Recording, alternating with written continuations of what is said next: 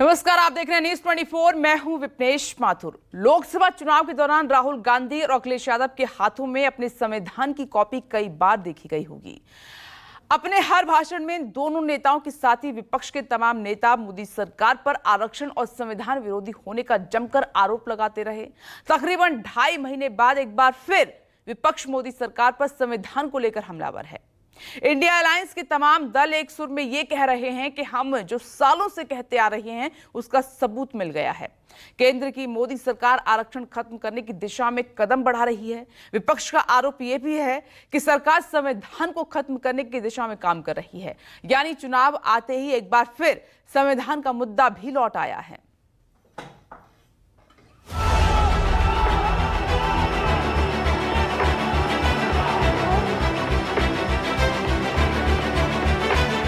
BJP के लोग, RSS के लोग हमारे संविधान को खत्म करने में, नष्ट करने में लगे हुए हैं। जो लोकतंत्र को बचाना चाहते हैं, लोकतंत्र में संविधान बचाना चाहते हैं और उस संविधान को जो बाबा साहब भीमराव अम्बेडकर जी ने दिया और उन सिद्धांतों को बचाना चाहते हैं जो डॉक्टर रामानुज लोहिया ने दिया, वो सब एक होकर के भारतीय जनता पार्टी को हटाने में लग जाएं। जब तक मोदी जिंदा है, जब तक मोदी जिंदा है, दलितों का आरक्षण, आदिवासियों का आरक्षण, ओबीसी का आरक्षण, मुसलमानों को धर्म के आधार पर नहीं देने दूंगा, नहीं देने दूंगा, नहीं देने दूंगा। आरक्षण पर अटेंशन, खत्म नहीं हो रही सरकार की टेंशन।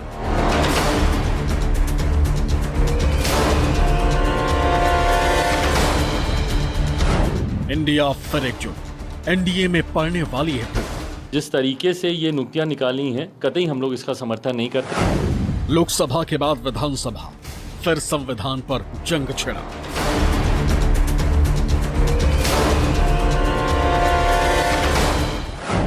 पहले कोटे में कोटा पर सुप्रीम कोर्ट का फैसला, फिर यूपी में 69,000 शिक्षक भर्ती मामले में इलाहाबाद हाई कोर्ट का फैसला, और अब यूनियन पब्लिक सर्विस कमीशन यानी यूपीएससी का एक विज्ञापन फिर से विपक्ष को एक बड़ा मौका दे दिया है। मौका आरक्षण के मुद्दे पर मोदी सरकार को घेरने का, मौका सरकार को संविधान विरोधी बताने का, वो भी ऐसे वक्त में जब देश के 4 अहम राज्यों में विधानसभा के चुनाव होने, हरियाणा और जम्मू कश्मीर चुनाव के लिए तारीखों का ऐलान हो चुका। महाराष्ट्र और झारखंड में भी कुछ महीने में चुनाव होने वाले, लेकिन उससे ठीक पहले संविधान का मुद्दा एक बार फिर गर्मा गया। दरअसल यूपीएससी ने अलग अलग मंत्रालयों में संयुक्त सचिव, उप सचिव और निदेशकों के 45 पदों पर वैकेंसी निकाली। ये भर्तियां लेटरल एंट्री के जरिए की जाएंगी। इसमें उम्मीदवारों का चयन सिर्फ इंटरव्यू के आधार पर किया जाएगा। ऐसे पदों पर नियुक्ति के लिए आमतौर पर यूपीएससी की सिविल सेवा परीक्षा क्लियर करनी पड़ती है।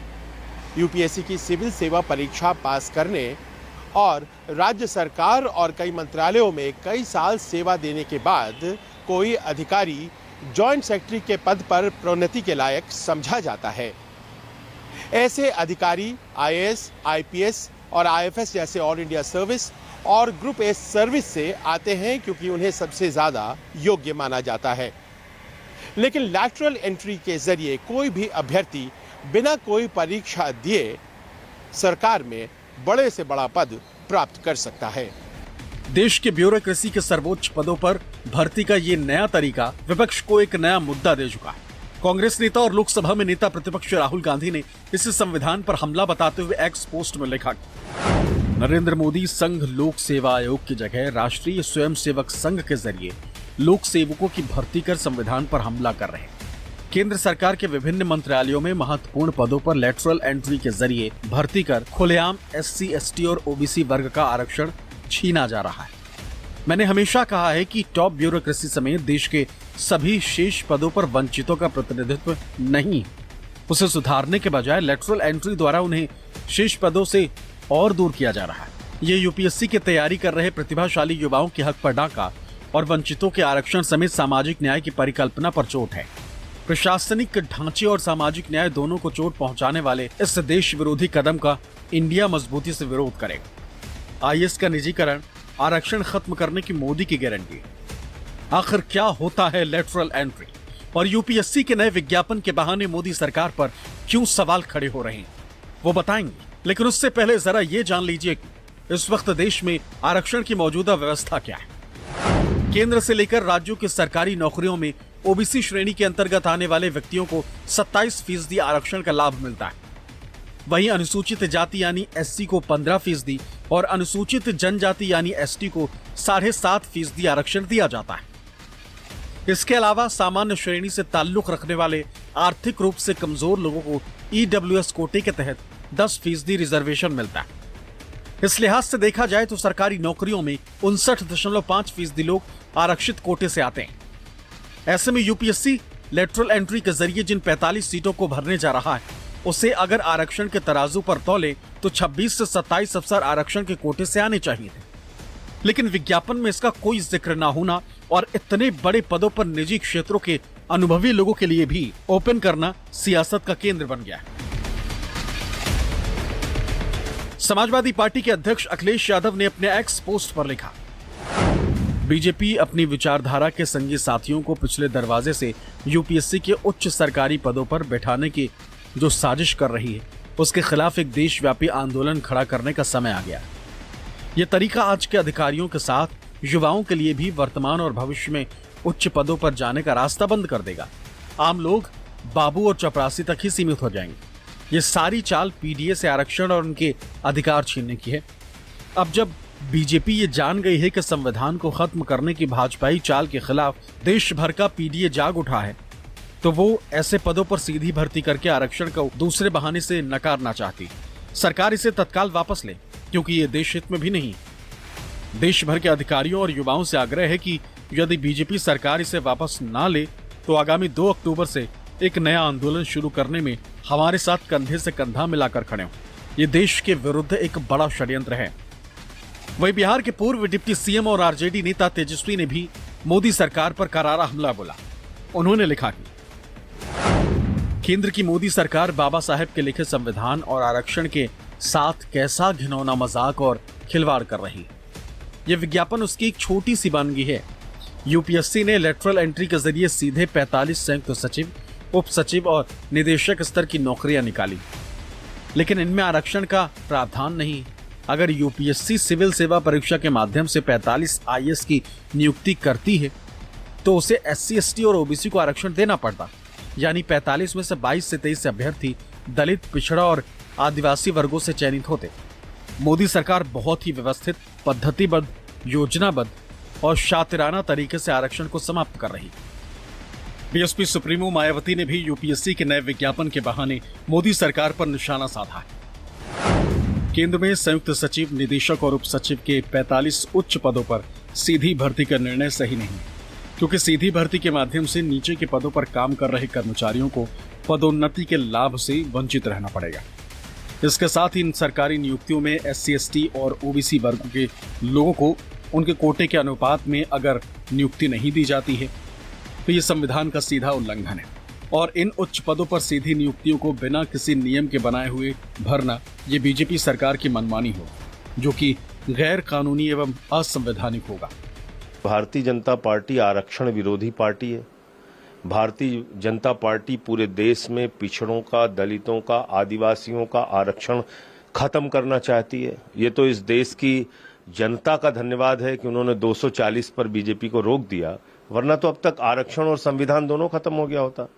अगर 300 सीट आ जाती, 400 छोड़िए 300 भी आ जाती, तो ये ज्वाइंट सेशन बुला के देश का संविधान बदल देते, ये आरक्षण खत्म कर देते, ये कुछ भी कर सकते हैं। तो इसलिए मैं समझता हूं कि अब इस देश की जनता को समझना होगा और जो पार्टनर इनके साथ में है, वो चाहे टीडीपी हो, जेडीयू हो, आरएलडी हो या फिर चिराग पासवान जी की पार्टी हो, तो इन लोगों को भी सोचना चाहिए, क्योंकि ये उसी राजनीति से ऊपर आए हैं। ऐसे में सवाल उठता है कि आखिर यूपीएससी पर लेटरल एंट्री क्या वाकई में आरक्षण खत्म करने की शुरुआत है और इसके सियासी मायने क्या हैं, इसे भी समझिए।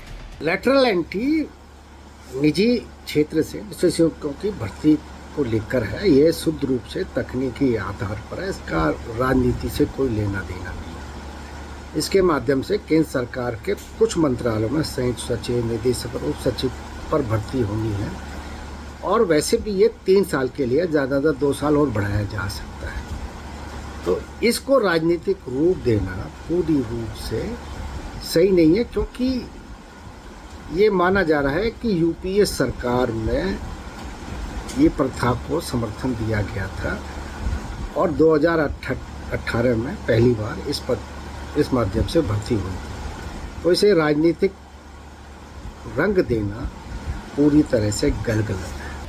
हालांकि ऐसा नहीं है कि लेटरल एंट्री के जरिए यूपीएससी ने कोई पहली बार किसी बड़े पद के लिए कोई वैकेंसी निकाली। इससे पहले यूपीएससी में लेटरल एंट्री की शुरुआत साल 2018 में हुई थी। इसे सीधी नियुक्ति कहा जाता है। इसके तहत पहली बार सिर्फ इंटरव्यू के जरिए विभिन्न सरकारी विभागों में संयुक्त सचिव के 9 पदों पर निजी क्षेत्र के उच्चाधिकारियों का चयन हुआ। यूपीए सरकार में एडमिनिस्ट्रेटिव रिफॉर्म्स कमीशन, जिसके अध्यक्ष वीरप्पा मोइली थे, उसने सबसे पहले लैटरल एंट्री की व्यवस्था के बारे में बात कही थी, लेकिन उस सरकार में इसे लागू नहीं किया गया।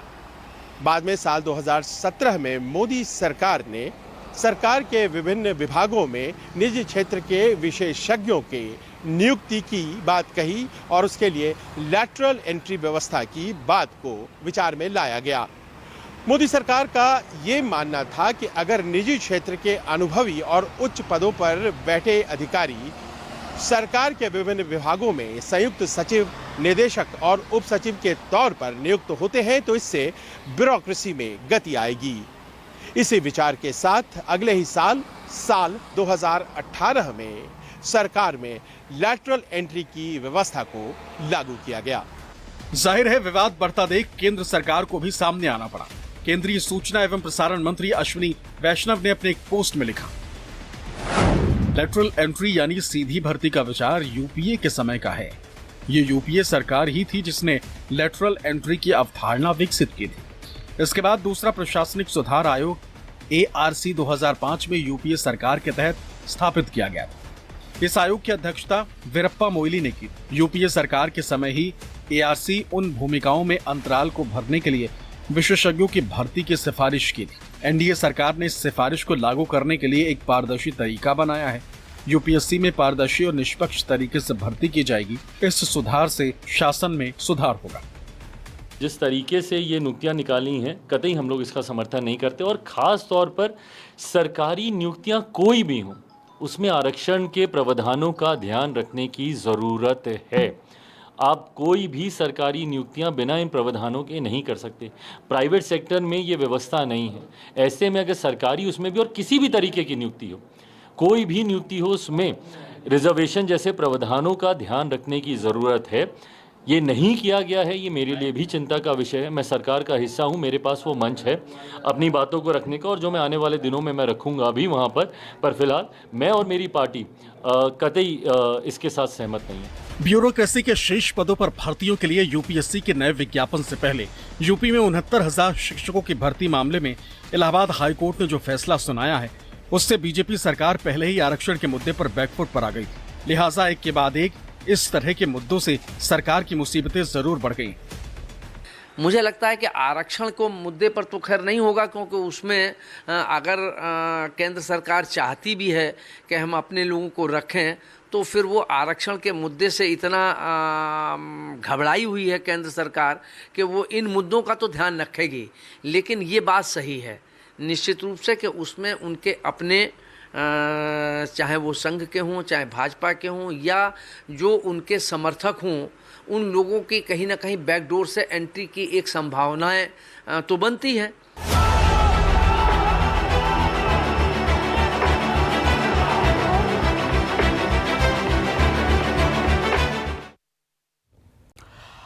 सवाल आरक्षण का है। ऐसे में जाहिर है SC, ST और OBC वर्ग के हितों के नाम पर सियासत गरमानी ही थी, और वो भी खासकर चुनाव में। लोकसभा चुनाव में इसका असर दिखाई भी दे चुका है। संविधान और आरक्षण के नाम पर जिस तरह से विपक्ष ने चुनाव के दौरान मोदी सरकार को घेरा, उसका फायदा विपक्षी दलों को मिला भी, और अब एक नया मुद्दा भी मिल गया है जिसे विधानसभा चुनावों में बढ़ाने की पूरी कोशिश की जाएगी।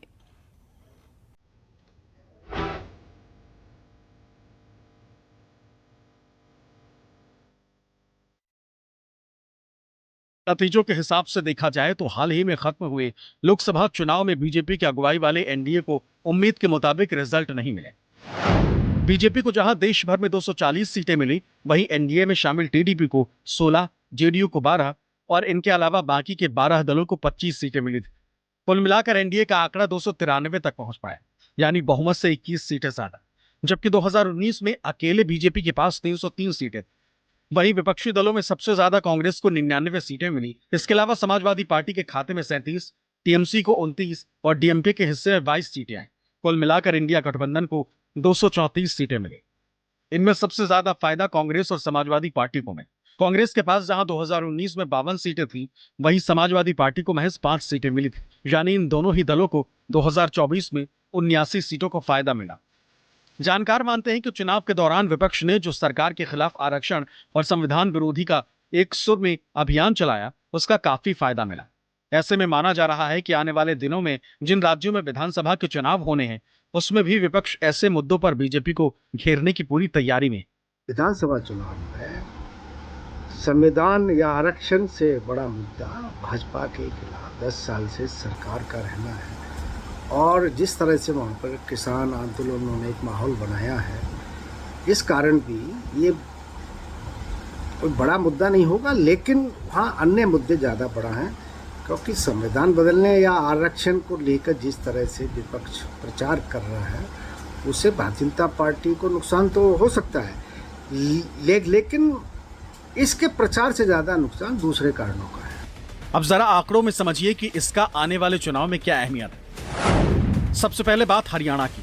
एक अनुमान के मुताबिक हरियाणा में पिछड़ा वर्ग की आबादी 35% के करीब है, जबकि अनुसूचित जाति यानी एससी वर्ग की आबादी लगभग 20.17%। वहीं महाराष्ट्र में प्रदेश शिक्षा विभाग द्वारा UDISE रिपोर्ट के डेटा के मुताबिक ओबीसी की आबादी 38% से ज्यादा आंकी गई, जबकि 10.5% के करीब एससी जनसंख्या है। झारखंड में 55% के करीब ओबीसी आबादी है, तो वहीं अनुसूचित जाति 11 और आदिवासी समाज की जनसंख्या 26% के करीब है। साफ है, सभी सियासी दल सत्ता पर काबिज होने के लिए इन जातियों को ज्यादा से ज्यादा अपने साथ जोड़े रखना चाहती। यही वजह है कि हर चुनाव में बीजेपी और उनके सहयोगी दल भी विपक्ष के आरोपों को निराधार बताते हुए डैमेज कंट्रोल में लगे रहते हैं। हमको तो ऐसा कहीं नहीं लग रहा है। अगर आरक्षण छीनने की बात होती और शेड्यूल कास्ट में सबसे हाशिए पर लोग रहने वालों को प्रश्रय देने की बात अगर कही जाए, तो जीतन मांझी तो बिहार में सबसे नीचे तबके के कैटेगरी के लोग हैं। उसका एक एमपी जीता जीतन मांझी को, उसको उन्होंने कैबिनेट में स्थान दिया। ये क्या दर्शाता है? ये दर्शाता है कि शेड्यूल कास्ट के प्रति अन्याय है।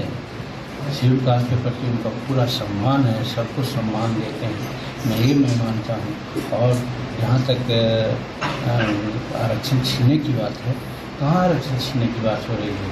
सब जगह आरक्षण की बात आ रही है। मुझे लगता है कि केंद्र सरकार की ये मंशा एक बार हो भी सकती है, संभावना से इनकार नहीं कर सकते हैं जो विपक्ष आरोप लगा रहा है। लेकिन मुझे लगता है कि आरक्षण की बात में सरकार इस बात का ध्यान रखेगी कि उसमें जो 45 पद संयुक्त सचिव के हैं, उसमें वो आरक्षण की उसको ध्यान रखेगी, वरना विपक्ष उस मुद्दे को उठाएगा। तो ऐसी स्थिति में जो केंद्र सरकार है, वो निश्चित रूप से अपने लोगों को लाने की उसकी कहीं ना कहीं मंशा तो है। विपक्ष के आरोपों में कहीं न कहीं थोड़ा बहुत दम तो है। इससे केंद्र सरकार को बचना चाहिए। बहरहाल चुनाव आते ही एक बार फिर आरक्षण और संविधान लौट आया है। अब की बार भी विपक्ष एक सुर में सरकार के खिलाफ आवाज बुलंद करना शुरू कर चुकी है। ऐसे में देखना दिलचस्प होगा कि लोकसभा चुनाव के बाद अब विधानसभा चुनावों में इन मुद्दों का क्या असर पड़ता है। Bureau report, news 24।